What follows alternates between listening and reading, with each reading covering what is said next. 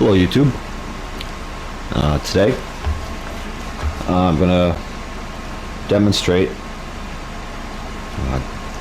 changing my ShopSmith, the configuration from just a 7¼ inch blade to a wobble dado blade.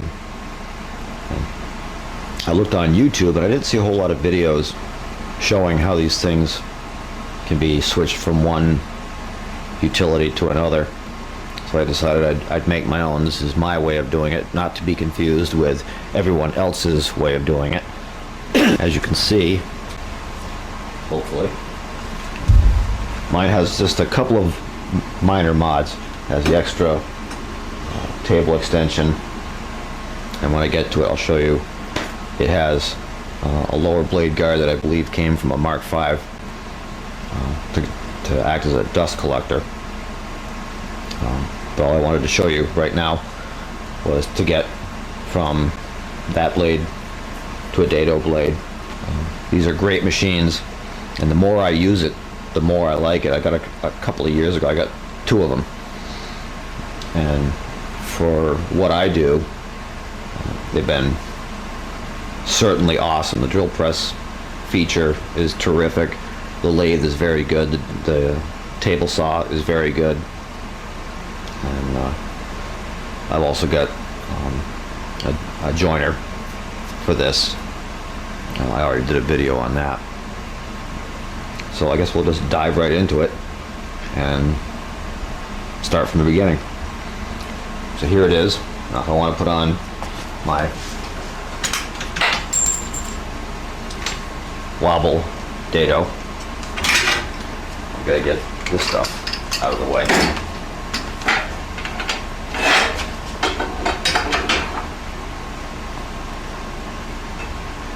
This is just a demonstration thing. I'm nobody's super expert on these. This is just what I like to do. So you take this plate out.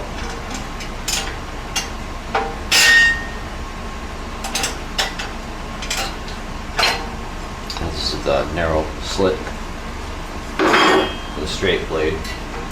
Another thing, which I should have done first, is make sure that this thing is not plugged in, because your only safety feature is that switch, and it would be a serious mistake to trust your life and limb to that one switch. Done that, I'm going to take this tablet miter extension. This is probably the handiest attachment you can put on one of these, and if you've got 1 or 2 of these, you're going to wind up with all kinds of doodads, because that's just how the universe works. Now in this one, because I've modified it, I have to do it a little bit different than others will. Loosen the lock.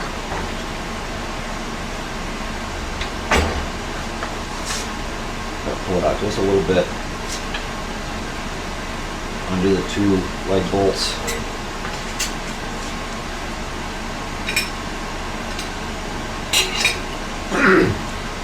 Now without the mod, I wouldn't have to take this table off, but I do. I just pulled up.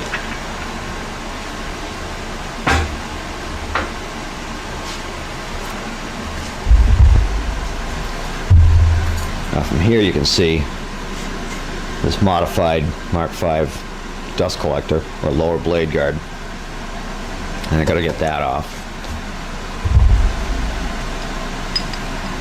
So with this one, gotta reach in there with my crow foot. Oops, have it go in the right direction.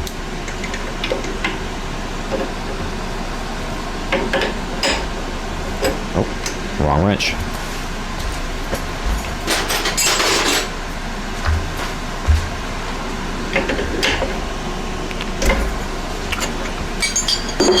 Loosen that.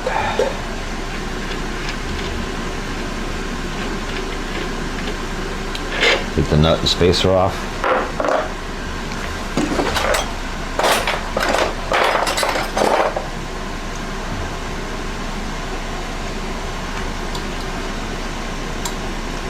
Loosen this pinch bolt.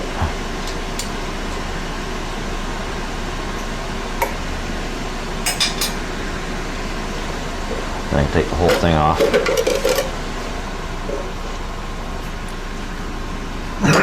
I may do another video on this, but I modified this to accept the vacuum cleaner hose. And I put it in these blocks to reduce the amount of open area and to concentrate the vacuum in this area. And as you can see, it doesn't get all the big stuff, but it gets all the fine dust that's more of an irritant than anything else. So it's not a perfect solution, but it works pretty well for me.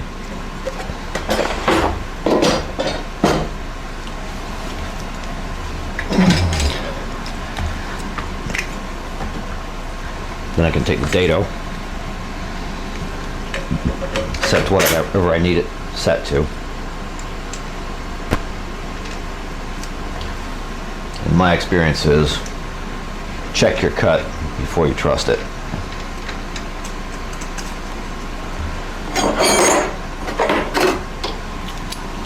And tighten this back up.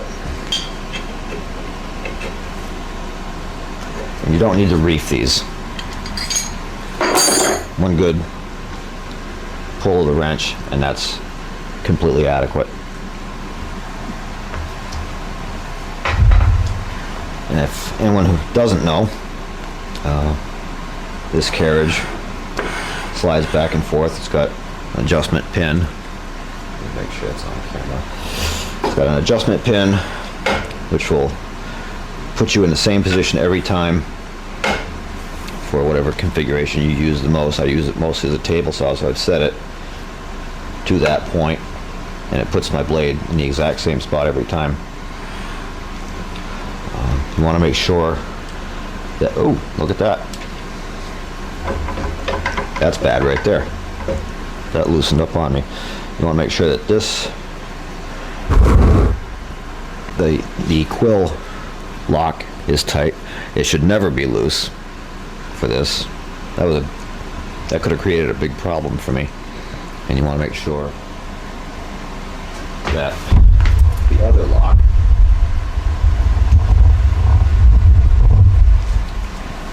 this lock is also tight. You'd loosen that to slide the head back and forth. If you missed that before, this is your quill lock. You want to make sure that's tight because you don't want this thing sliding back and forth.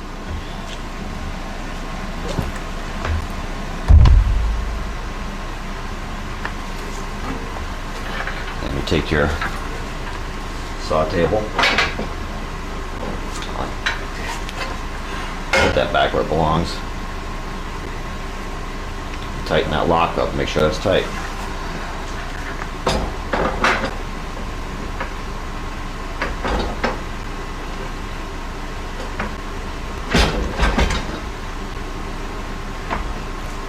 Set it back down. Get your dado insert. And you'll have to make sure that this is set properly. So unloosen or loosen this lock. And by hand, roll that blade around so that it doesn't hit either side. Then you can relock that carriage lock. And put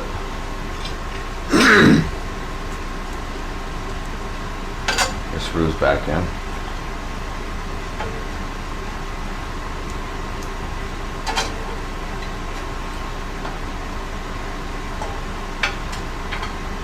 Again, none of these screws have to be super tight.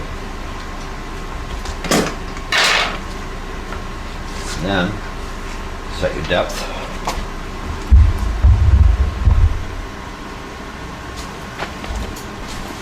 Depth adjustment is right here. Make sure those are loose. Oh, look at that. It slipped.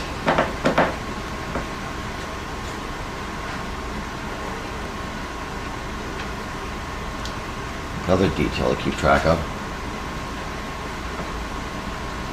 So you want this on top of this stud. And crank it up and down using this crank. And when it's where you want it, snug up these two knurled knobs. That'll hold it in place. I wouldn't put a lot of pressure on these, they only need to be snug. Make sure this is tight, make sure that's tight.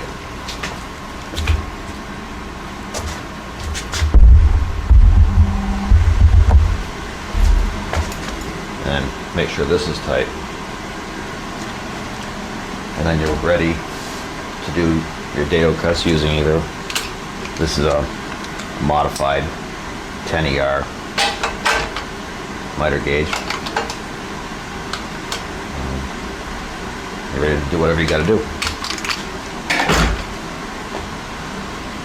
And I have two of these. The reason I have two is because I don't like setting it up repeatedly for the drill press. But the thing is heavy. Setting this thing up, you have to undo this end here to the left that you probably can't see. You have to raise it up, pivoting on this end. I don't know how much that thing weighs, but it weighs enough. So I have one that I actually maintain in the configuration of the drill press. You can see it right there. Got all that.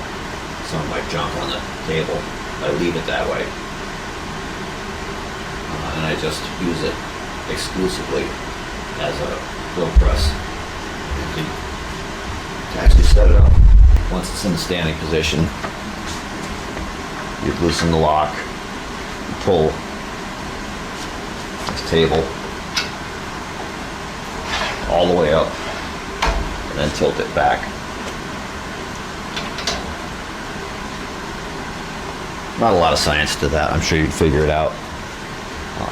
Perhaps I'll include it in another video. This one, when I got it, had its original motor. It was the upgrade 3/4 horse, great big thing. And it needed bearings. In the process of replacing the bearings, I made a mistake and I burned it up because of the internal start switch. I had adjusted it improperly. So I put on a sealed motor that I had, which I think is a big step up because the original motor was not sealed, so dust and dirt can get inside of it. That's a sealed motor. It's a half horse, and for what I do, it's completely adequate. I do mostly hobby work. I don't think I'd necessarily want to build a house with one of these, but for the stuff that I do, it's worked out awesome, and they're a lot of fun. They're a little fiddly. You gotta like to undo this and undo that and put it all back together again. I just wanted to demonstrate just changing over from one blade to another, and a little bit of fiddling around that has to be done to get to that part. And I don't want to turn this into a big long thing, so I'm going to leave it there and see you next time.